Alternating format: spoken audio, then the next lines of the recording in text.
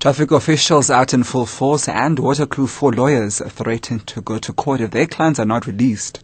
I'm Lebo Changela with this news update.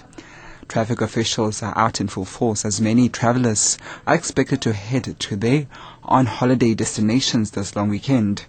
Last weekend, the Transport Department reported that 40 people died on the roads in the space of 3 days. Spokesperson Logan Maestri says the major national routes are already busy. Traffic officers are out in full force along all major arterial routes as well as other routes to ensure safe roads. As early as this morning at 5:10, we already had more than 1,500 vehicles per hour passing the Wilder Toll Plaza here in Gauteng heading south, and also along other major routes across the country, more than 1,000 vehicles per hour already heading towards their destinations. Leave has been cancelled and law enforcement agencies are out in full force to ensure safe roads across the country.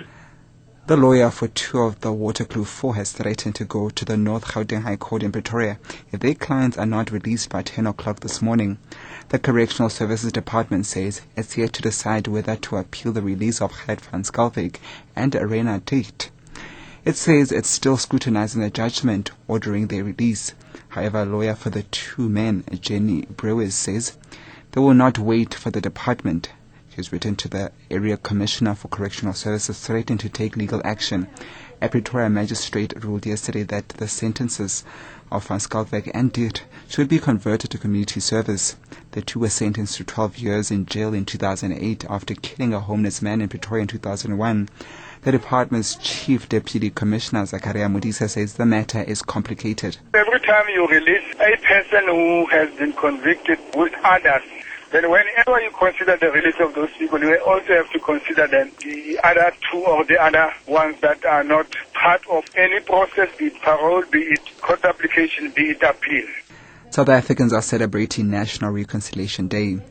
The three arms of the state, government, parliament and the judiciary will for the first time come together to celebrate the day at Freedom Park in Pretoria. The chairperson of the National Council of Provinces, Mnino Mahlangu, and Chief Justice Mogoeng will join President Jacob Zuma and Deputy President Kgalema Motlanthe in marking the important day in the history of South Africa. In another development, two institutions that represent the different facets of South Africa's history will pledge to cooperate to foster reconciliation. This will happen when President Zuma opens the access road between the four-tracker monument and the Freedom Park in Pretoria. SABC presidential correspondent Ndebo Mokobo has more. The new access road linking the four-tracker monument heritage site and the Freedom Park will be named Reconciliation Road. Government says this is a positive development for South Africa's maturing democracy and a deep reflection of social cohesion and unity. It says the two institutions representing different facets of the country's history will start to implement programs for visitors. President Jacob Zuma will deliver a keynote address and officially unveil the plaque that will signify the opening of the access road linking the two institutions. Ndebo Mokobo for SABC in Pretoria. And Justice Minister Jeff Radebe says President Jacob Zuma viewed former Special Investigative Unit head putting his recent utterances in very serious light. He resigned yesterday after only 2 weeks in the job.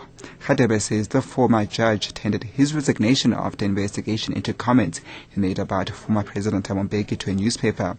He suggested that Mbeki had been behind rape and corruption charges laid against Zuma. Radebe says his utterances had created a perception, rightly or wrongly, that he could not be independent as the head of the unit. Political parties, civil society organizations and former National Prosecuting Authority head Blayini Ngcuka have welcomed his resignation. Nomgcobo Jiba will act until a permanent appointment is made.